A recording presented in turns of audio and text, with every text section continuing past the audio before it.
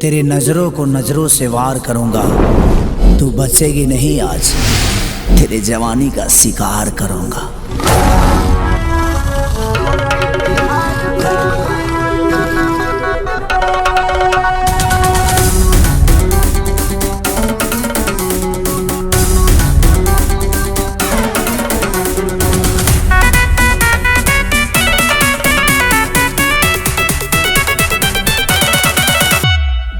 मेरी नजर से जो नजरें मिलाएगा, बिना फायर किए घायल हो जाएगा। समझा?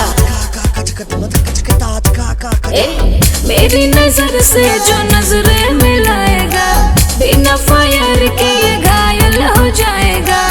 आशिक हजार मेरे, आओ ना पास तेरे, गली चौराहे पर चर्चा हमारा बा।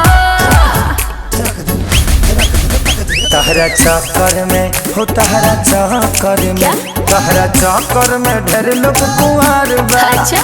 तो जवानी के जुगाड़ में यूपी बिहार बा। हो तो जवानी के जुगाड़ में यूपी बिहार बा।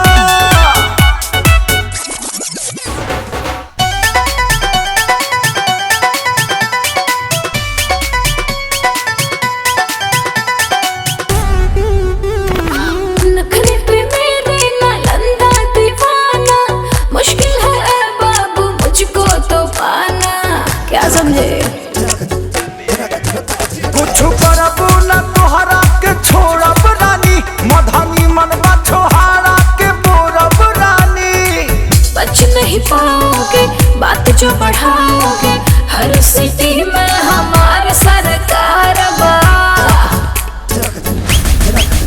तहरा चक्कर में क्या? हो, तहरा चक्कर में, अच्छा। तहरा चक्कर में ढेर लोग कुंवार बा।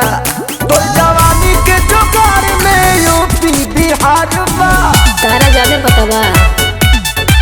हो तो जवानी के जुगाड़ में यूपी बिहार बा। सारा न्यूज़ तोरे लगे बा का?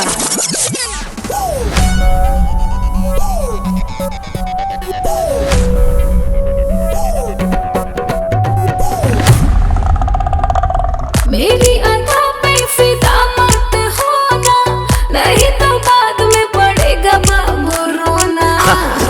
अच्छा, क्या समझा? हमरा कुछ के दम नाही बाए सोना, तुमके सारी पवन के कभी मत होना।